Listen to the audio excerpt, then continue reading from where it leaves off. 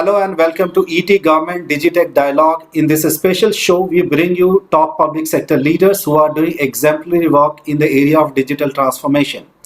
Today, we are joined by Dr. Kinny Singh, a 2014 batch IAS officer who is currently serving as the Deputy Commissioner of East Siang district in Arunachal Pradesh, and she is also the chairman of Pasighat Smart City Development Corporation. Dr. Singh, welcome to the show, and let me begin by asking you how has been your experience in last 1 year, especially when the first time the lockdown was announced?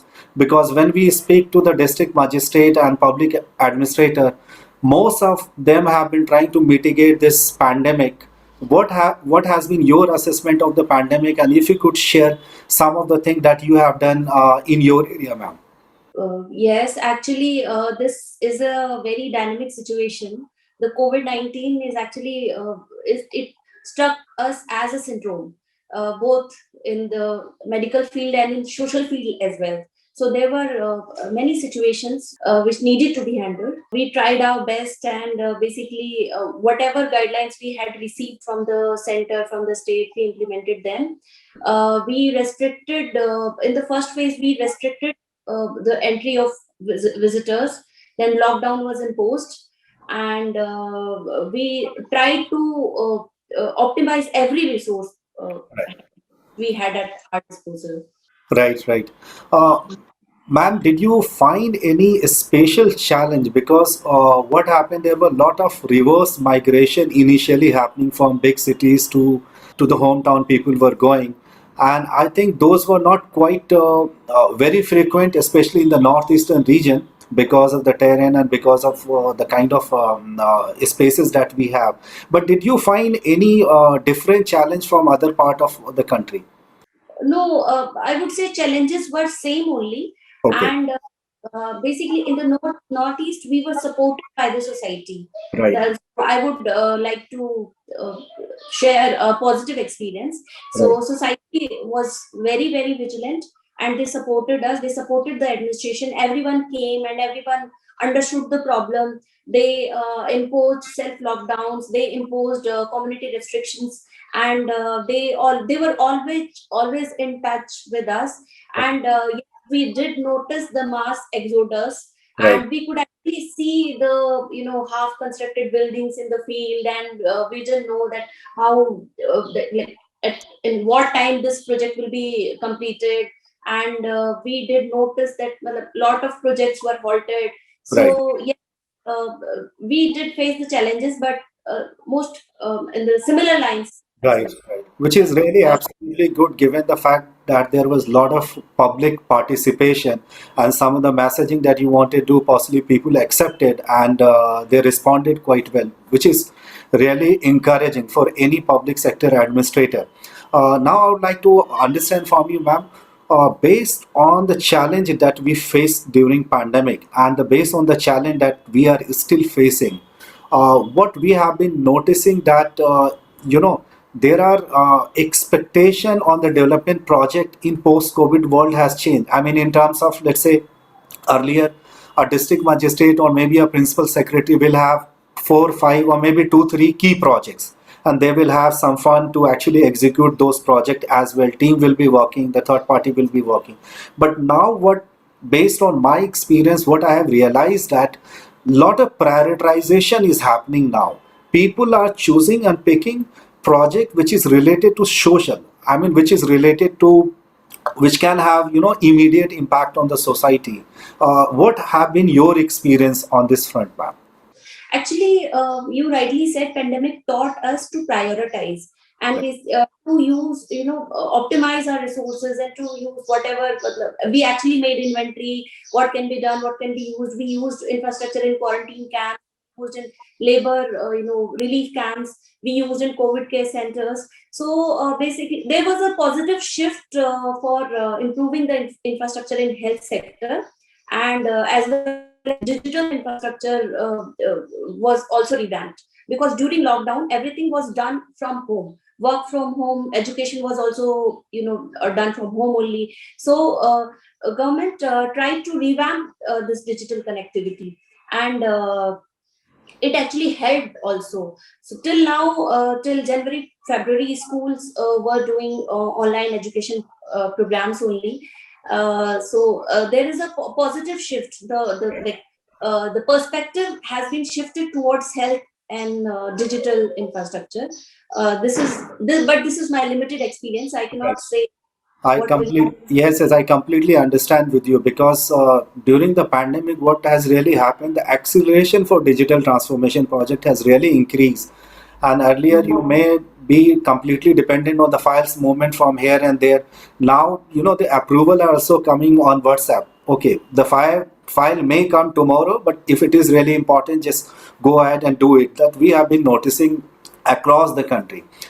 Now I'll move to the other one. What the other trend that we also notice is that most of the government organization at the secretariat level, also at the district magistrate level, they have some level of IT penetration. Some IT program they are doing, they have some IT project already. And what we noticed that during the pandemic, the district magistrates were able to repurpose existing IT infrastructure, especially to address the challenge faced during the emergency.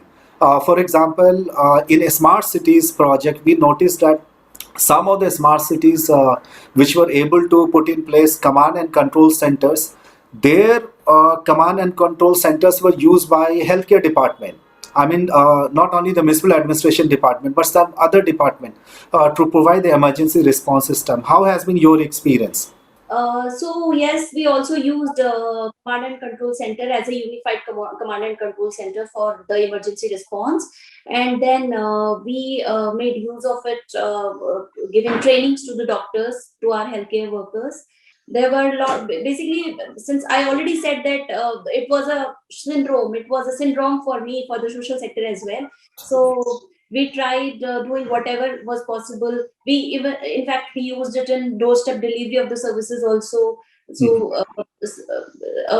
app was created for artisans, household artists, normal like plumber, electricians, whoever wanted to provide their services, and households also needed their services, but because of the lockdown they couldn't step out. And so we tried connecting many points to a single frame. And yes, IT infrastructure can be repurposed based upon the needs of people. Absolutely. What we are also realizing that there is a new wave and the number of cases of COVID is really increasing like anything. What is your assessment within your district? How things are placed right now? If you could share something on that. Basically, during first wave, we improved the infrastructure of health infrastructure was revamped and improved. We absolutely had no ICU beds in the district, but Okay. currently we have 15 ICU beds.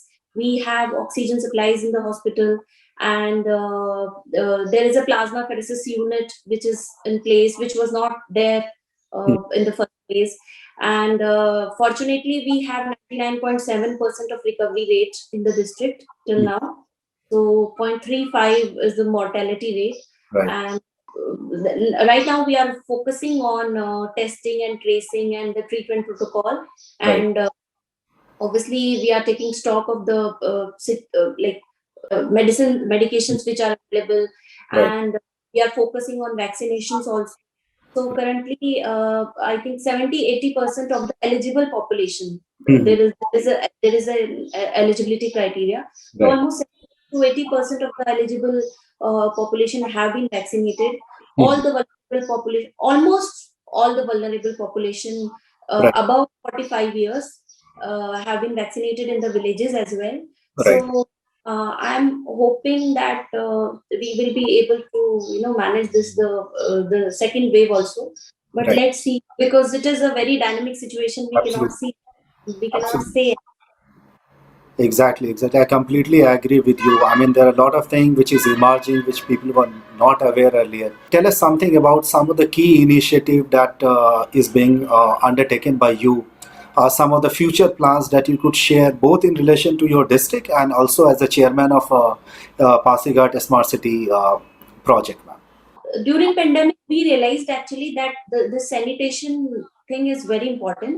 Mhm. And the implementation of Swachh Bharat Mission, Gramin and Urban, Right. it is very, very important in the field. Right.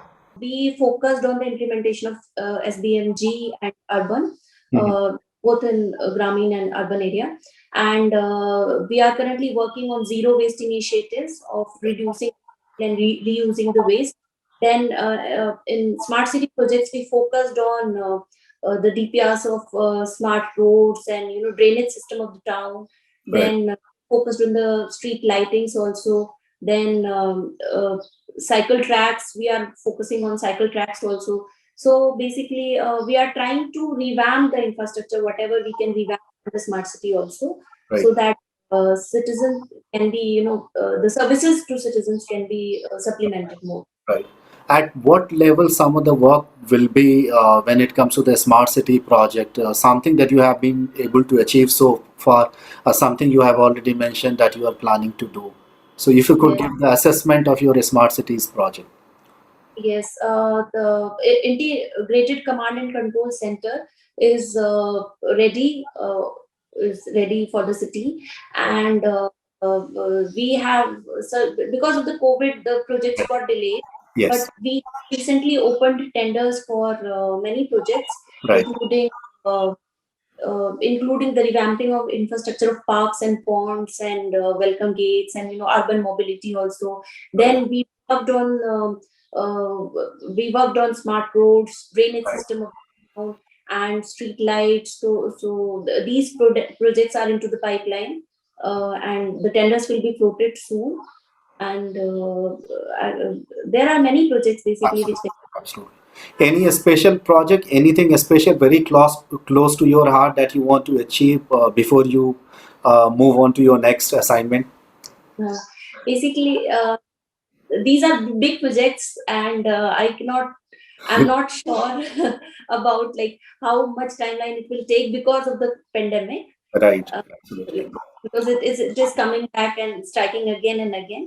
uh, yes, I would personally prefer projects which has more connect with the people, Right. because during the pandemic time also we were appreciated by honorable prime minister in Man Ki Baat. The district was appreciated because of the citizen engagement and behavioral change.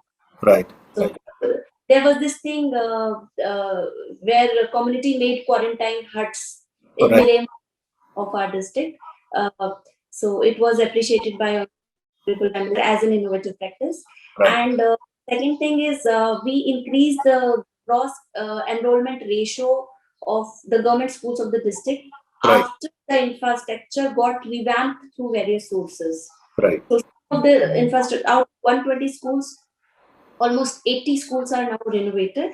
So maximum of them was renovated through government schemes only, but Right. 11 or 12 schools were renovated by funding from community. Right. Right. So Right. through crowdfunding they were Right. renovated. Right. So after that, the gross enrollment ratio of the district got improved, and we could actually see that transformation. So these two things are quite close to my heart. This will be my last question. Is there any challenge that you are facing that you would like to address that could be anything within the district development point of view, a smart cities point of view, or otherwise also? There are multifarious challenges. Basically, Right. the main challenge is COVID-19 pandemic Yes. only, which is actually striking back again and again. So whenever we get some relief from this thing, the second wave is coming, third wave is Right. coming.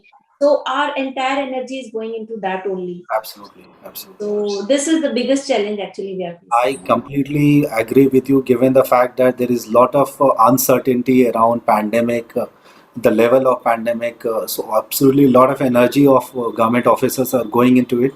Dr. Kinny Singh, thank you so much for sharing your views and giving us time for this interview. Thank you so much once again. Thank you. Thank you.